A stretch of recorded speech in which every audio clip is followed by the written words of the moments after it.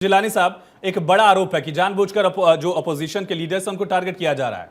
जिन नेता के खिलाफ श्वेत पत्र एक तरह से आया था संसद में, उन्हीं नेता को बाद में आपने अपनी पार्टी में शामिल कर लिया था, जिसके इसको लेकर तो सेलेक्टिव कार्रवाई का जिक्र और आरोप लगातार होता रहा है आपके खिलाफ, और बड़ा आरोप है, इसमें कोई दो राय नहीं है। देखिए ये तो आम आदमी पार्टी की का राजनीतिक चरित्र है कि चूज करके वो राजनीति करती रही है, उसी आधार पे वो नैरेटिव और पॉलिटिकल डिस्कोर्स सामने रखना चाहती हैं। जो लोग सुबह से शाम में दसियों बार कोर्ट के चक्कर लगा के जमानत के लिए निचली अदालत से सुप्रीम अदालत तक पहुंचते हैं, वो आज अगर वो हाई कोर्ट से उनकी बेल को रोक लगा दी गई है तो वो बौखलाए हुए घूम रहे हैं। कल प्रदूषण इतना जबरदस्त पटाखों से किया, वो उनके नैतिकता और शिष्टता के आधार में नहीं आता है। वो आपने उनको किंगपिन वो हैं, क्योंकि सारा का सारा जो केस हुआ है उसका मास्टरमाइंड कोई एक शख्स है, अरविंद केजरीवाल है। हमारे कांग्रेस के प्रवक्ता थोड़ा सा कंफ्यूजन में है, क्योंकि कांग्रेस समझ नहीं पा रही है कि उसका अगला डिसीजन, इनके कुछ नेता तो अरविंद केजरीवाल के खिलाफ बोलते हैं, कुछ लोग अभी भी थोड़ा सॉफ्ट कॉर्नर हैं, जबकि कांग्रेस को बर्बाद करने में सबसे बड़ा अगर मैं निवान जाऊंगा, आपका कनेक्शन कट गया था, फिर से मैं लौटूंगा। हाँ जिलानी साहब, लेकिन मेरा सवाल कि ऐसे नेता जो आपके साथ आ गए उनके खिलाफ तो ये ईडी की तत्परता, ये तेजी, इस तरह का एक्शन तो नहीं दिख रहा है। कोई ऐसा आदमी जो भ्रष्टाचार में, अजित पवार, अशोक चौहान, क्या हुआ इनके खिलाफ जो आरोप थे? किसी के खिलाफ केस खत्म नहीं हुआ है, शुभेंदु अधिकारी पे केस है। इस बात को समझ लीजिए, Bharatiya Janata party zero tolerance case होना और तत्परता दिखने में फर्क है ना? क्या यही एक फर्क है कि विपक्ष का नेता होगा तो अलग तेजी दिखेगी और आपके साथ आ जाएगा तो तेजी स्लो हो जाएगी?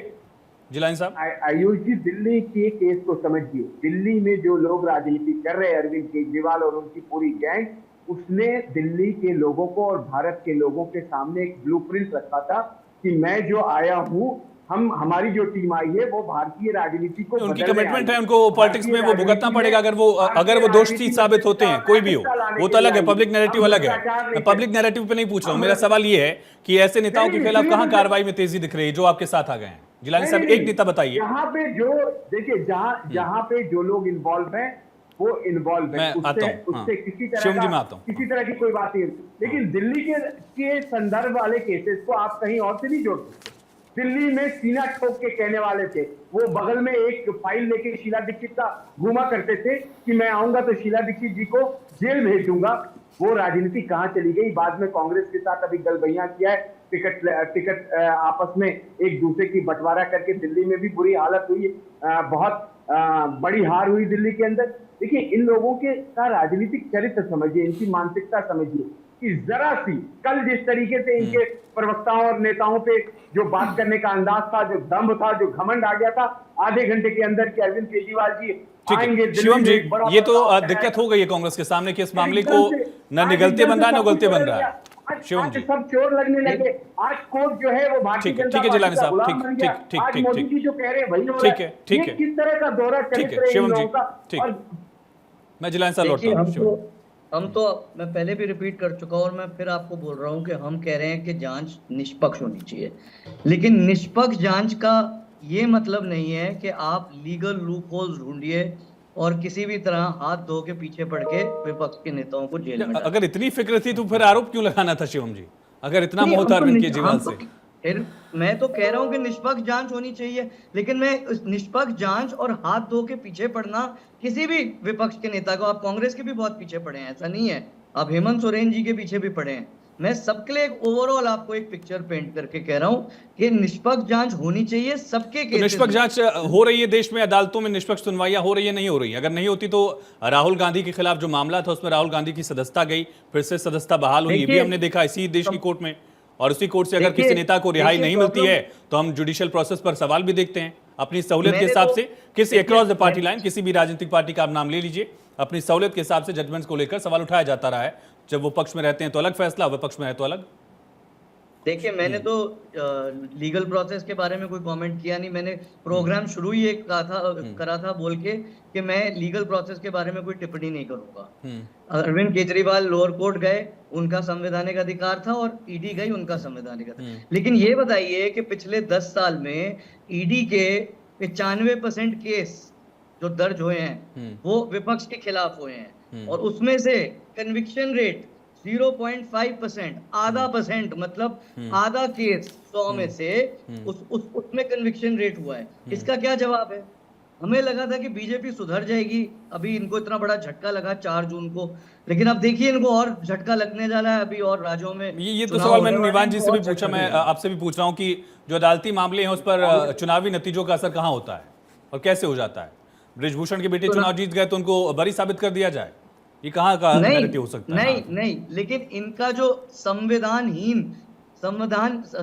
के खिलाफ जो ये है, वो लोगों को दिख गया। तो वही उसको शिवम जी, देखकर सवाल लोगों वही ने है कि आपके लिए विडंबना यही है, कॉन्ट्रडिक्शन, कि आपने आरोप भी लगाया, आप चाहते हैं कोर्ट एंड कोर्ट निष्पक्ष कार्रवाई हो, आपको ईडी पर यकीन भी नहीं है, ईडी जांच कर रही है। आने वाले अरे समय में सुन भारत की लीजिए, जनता बीजेपी ये के सबक प्रवक्ता जी सिखाएगी। बीच में जिलानी मत साहब, अभी इनको संजय, इनकी हाँ, हांडी बताऊं। एक बार चढ़ गई है, कुछ सीटें इन्हें आ गई ठीक, हैं, ठीक है। 99 शिवम जी सीटें आ कंप्लीट गई कर हैं, लीजिए। तो ये ओवर कॉन्फिडेंस देखिए, में आ गए हैं। लेकिन ये आपको राहुल बीजेपी गांधी को कोई नेता संविधान एक्सेप्ट नहीं विरोधी, करेगा। ठीक है, शिवम जी कंप्लीट करिए। लोकतंत्र विरोधी, विपक्ष विरोधी पार्टी है, इसलिए लोगों ने इनकी सीटें कम करी हैं। इनकी 60 सीटें कम हो गई, ये 400 पार कर रहे थे, कांग्रेस की सीटें डबल हो गई। इसका ये मतलब है कि अभी लोगों को नहीं पसंद आ तमाम रहा जो है। पार्टियां हैं, फिर उनसे दो उनके बार मिलने कांग्रेस के की बाद सीटें भी अगर कम थी लीडर तो को ये जेल में डाला, अलग सवाल हो जाएगा। फिर संजीव कौशिक जी, एजेंसी खैर अपनी सहूलियत के हिसाब से क्यों कभी जुडिशरी का इस्तेमाल, कभी राजनीतिक आरोप प्रत्यारोप का दौर एजेंसियों को लेकर? देखिए आयुष भाई, अभी यासिर भाई कह रहे थे कि कोई यदि आपके संज्ञान में हो तो नाम बताएं कि किस तरह से भ्रष्टाचार मैंने से वो बता ही दिया, जान ही रहे हैं। नहीं, हाँ मैं वही कह रहा हूँ। 8 ही महीने तो हुए थे प्रफुल्ल पटेल को एनडीए ज्वाइन किए हुए, पिछले ही 19 मार्च को क्लोजर रिपोर्ट लगा दिए गए इसी राहुल जवेंद्र कोर्ट में। 850 करोड़ रुपए के घोटालेबाज थे वो। किसी एक अच्छे अखबार ने, हिंदुस्तान के प्रतिष्ठित अखबार ने, नाम लेना उचित नहीं है, 25 लोगों की सूची जारी की, उसमें सारे भ्रष्टाचारियों की सूची थी। कुछ के लिए तो भारतीय जनता पार्टी ने अभियान तक छेड़ रखा था, इन भ्रष्टाचारियों को जेल में होना चाहिए। देखिए, भारतीय जनता पार्टी जब ये कहती है कि यह देश के प्रधानमंत्री कहते हैं कि ये 70,000 करोड़ का भ्रष्टाचारी आदमी, तो दिल में एक यकीन होता है कि ये भ्रष्टाचारी अनम्यूट कर लीजिएगा, तो ये यकीन होता है कि ये भ्रष्टाचारी अब जेल में होगा।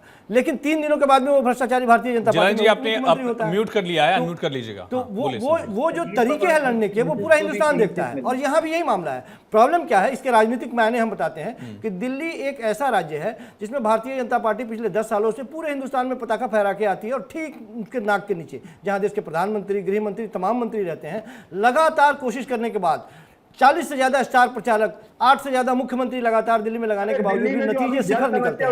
ये 30 भारतीय जनता पार्टी को हमेशा सालती रहती है। और जब कभी भी भारतीय जनता पार्टी ये बात सोचती है, नींद हराम हो जाती है भारतीय जनता पार्टी की। अरे साहब, आप तमाम संजीव जी, ठीक, फिर से मेरा सवाल बहुत लोगों से यही था कि जो मैं जिलानी साहब लौटता हूँ, चुनावी नतीजों को जुडिशियल मामलों से कैसे जोड़ सकते हैं आप? जैसे मैंने पूछा बृजभूषण वाले मामले में, कहां से जायज हो जाता है कि चुनाव के नतीजे नहीं आए या आ गए तो उससे किसी का नैरेटिव जीत गया, हार गया? एक कोशिश तो होती है ना आयुष, एक कोशिश तो होती है। बताइए, बृजभूषण अगर खुद प्रत्याशी होते और चुनाव जीत जाते तो उनको बरी मान लेते हम कि जनता की अदालत में पास हो गया, इसलिए अदालत में भी पास हो लोकसभा के इसी इलेक्शन में 3 महीने पहले देश के प्रधानमंत्री जी चुनावी सभा का आयोजन कर रहे थे और दिल्ली के चुने हुए मुख्यमंत्री को जेल में डाल दिया गया।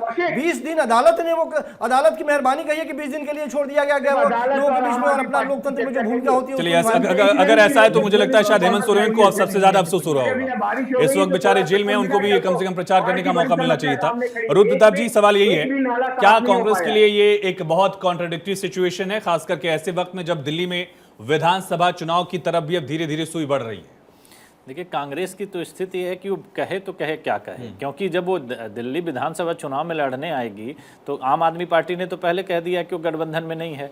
अब इनके सामने उनको चुनाव लड़ना है। अब चुनाव लड़ने में आपको पक्ष विपक्ष की भूमिका में आना पड़ेगा। तो जिसकी तारीफ करते अभी तक आप नहीं थक रहे थे, अब उन्हीं के साथ आप विरोध कैसे करेंगे? और इस लोकसभा चुनाव में भी देखिए कि जो दिल्ली के इनके अपने नेता थे वो पूरे चुनाव से दूर रहे हैं। ऐसा नहीं है कि जो कांग्रेस के बड़े नेता थे उन्होंने पहले से इस बात को कहा था कि नहीं, हम आम आदमी के साथ गठबंधन नहीं करना चाहिए, जो यहाँ का लोकल नेतृत्व था। लेकिन इन्होंने एक राष्ट्रीय गठबंधन बनाने के लिए ये तो चीजें कर दी है।